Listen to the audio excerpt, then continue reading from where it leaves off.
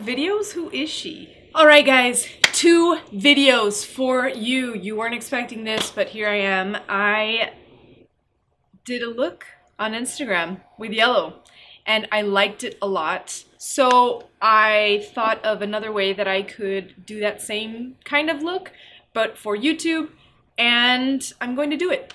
Let me know what you think. I'm curious to see if you actually try it because I'm going to mix pink and yellow. The whole look's going to be pink and yellow. So I'm excited for it. We'll see what happens. Alright, base is on.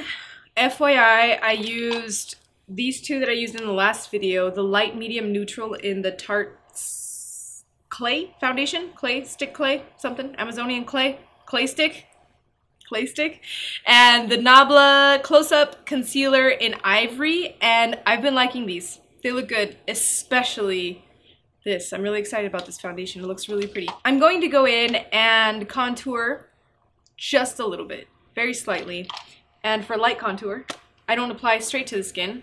I do what I said I did in the last video. I take my contour stick and I just pick up the product straight from the tube with my brush and I work it into the skin that way. So I don't apply it first and swipe it on the face. I just work it lightly. And that is pretty much my daily contour, which is very light. I don't go really heavy during the day.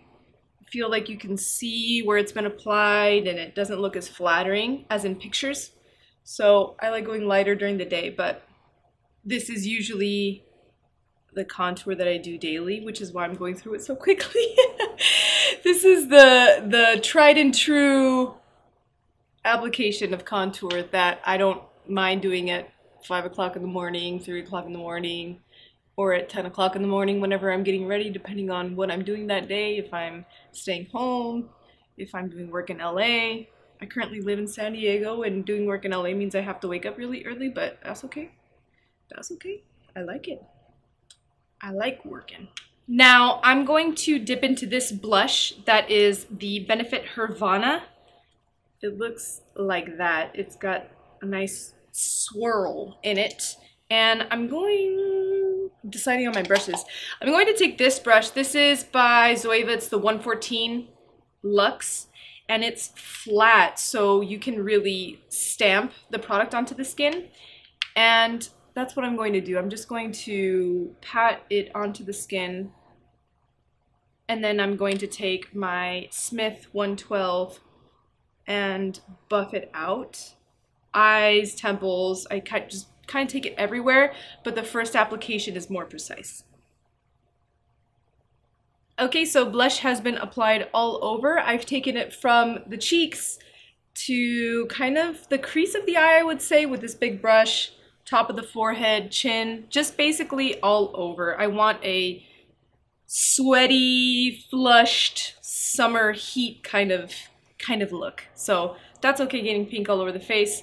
There's no rules. Next up, I'm moving on to the eyes. So I'm taking this paint stick from Makeup Forever. This is the shade M400. It's the color stick. And I'm going to take a synthetic brush. This is the Crown C459 brush. So anything that looks similar to that, kind of flat on the side and wide.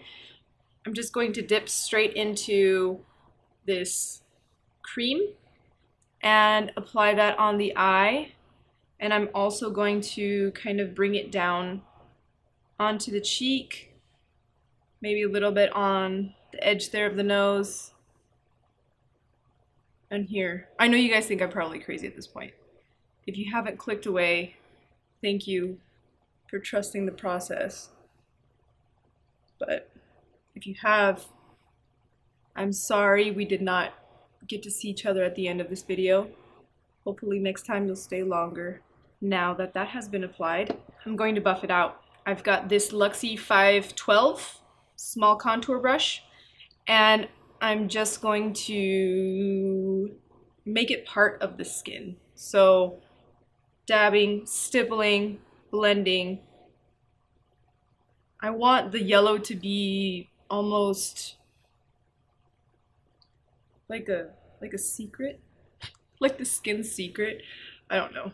I'm going to keep rolling because this is the reality of the creative processes. You don't understand where you're going, you're just kind of trusting your gut, and then it either sucks at the end or it doesn't, so hopefully it won't. I really like what's going on with the eye. I don't know so much about the mouth, so I'm going to take that down with the sponge that I use. This is the new Nabla Cosmetics sponge. It's their take on the beauty sponges that are all the rage. And I'm just going to press that into the skin and kind of work it out. It almost looks like a bronzer, but not really a bronzer, like a sunzer. Because I'm not bronze, I'm more sunny. That makes sense. All right, so I've taken down the yellow that was around the mouth. I don't know what I was feeling about that. And now I'm going to go in with the Benefit Posy Tint. It is very, very stainy. So what I'm going to do is I'm going to pop it onto the back of my hand because I don't really care about staining the back of my hand.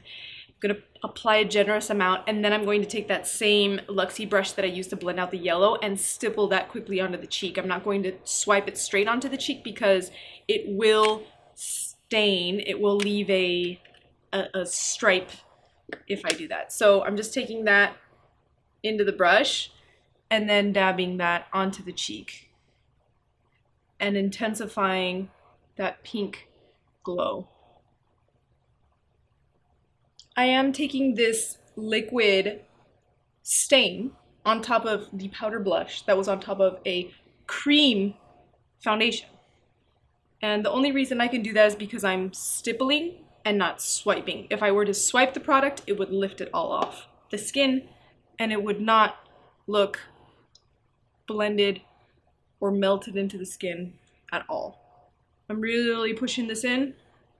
Now that I've got my flush back with that Posy Tint, I'm going to go back into HERVANA, applying it with the brush, stippling it on,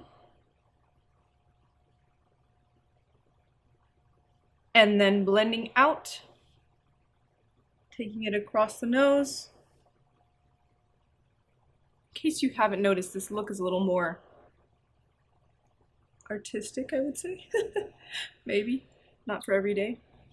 Next is this shade Reborn from the NARS Night Garden palette, and I'm taking this on a Smith 232 brush, so it's a big fluffy guy, and I am working that on the lid and blending it out.